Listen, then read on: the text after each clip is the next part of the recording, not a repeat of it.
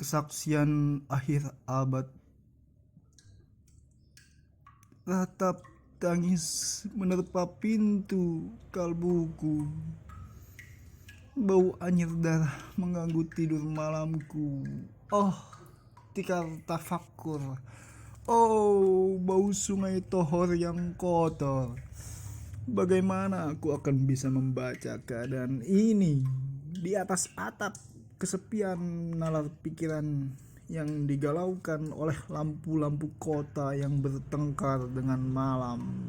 Aku menyerukan namamu, wahai para leluhur Nusantara. Oh Sanjaya, leluhur dari kebudayaan tanah. Oh Purnawarman, leluhur dari kebudayaan air. Kedua bangsamu telah mampu mempersekutukan budaya tanah dan air. Oh Resi Kuturan, oh Resi Nirarta, empu-empu tampan yang penuh kedamaian, telah kamu ajarkan tatanan hidup yang aneka, yang sejahtera, yang dijaga oleh Dewan Hukum Adat. Oh, bagaimana mesti aku mengerti bahasa bising dari bangsaku kini? Oh, Kajau Lalido, bintang cemerlang tanah Ugi, negarawan yang pintar dan bijaksana, telah kamu ajarkan aturan permainan di dalam benturan-benturan keinginan yang berbagai ragam di dalam kehidupan. Ade, bicara, rapang, dan wari. Oh, lihatlah wajah-wajah berdarah dan rahim yang diperkosa muncul dari puing-puing tanah hidup yang porak-poranda. Kejahatan kasat mata tertawa tanpa pengadilan. Kekuasaan kekerasan berak dan berdahak di atas bendera kebangsaan. Oh, anak cucuku di zaman cybernetik, bagaimana akan kalian baca prasasti dari zaman kami? Apakah kami akan mampu menjadi ilham kesimpulan, ataukah kami justru menjadi sumber masalah di dalam kehidupan? Dengan puisi ini aku bersaksi bahwa rakyat Indonesia belum merdeka. Rakyat yang tanpa hak hukum bukanlah rakyat merdeka.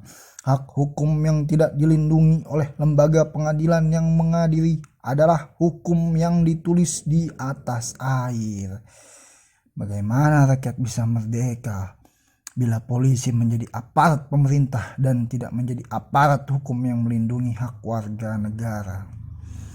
Bagaimana rakyat bisa merdeka bila birokrasi negara tidak menjadi abdi rakyat, melainkan menjadi abdi pemerintah yang berkuasa? Bagaimana rakyat bisa merdeka bila hak pilih mereka dipasung, tidak boleh memilih secara langsung wakil-wakil mereka di Dewan Perwakilan, dan juga tidak boleh memilih secara langsung camat mereka, bupati, wali kota, gubernur, dan presiden mereka? Dan partai-partai politik menganggap rakyat hanya abdi partai yang dinamakan masa politik partai atau kawula partai. Bagaimana rakyat bisa merdeka bila pemerintah melecehkan perdagangan antar daerah dan mengembangkan merkantilisme diandel sehingga rela menekan kesejahteraan buruh, petani, nelayan, dan guru dan serdadu berpangkat rendah?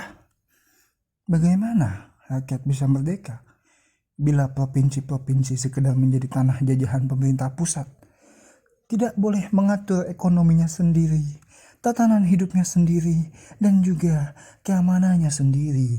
Ayam, serigala, macan, ataupun gajah semua peka pada wilayahnya.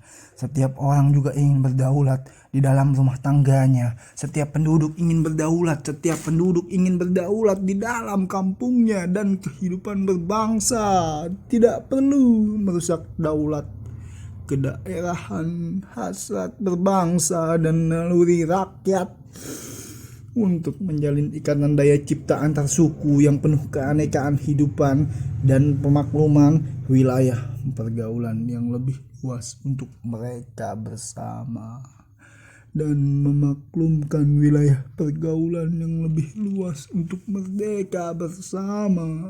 Tetapi lihatlah selubung kabut saat ini penjajahan tatanan uang, penjajahan modal, penjajahan kekerasan senjata, dan penjajahan oleh partai-partai politik masih merajalela di dalam negara.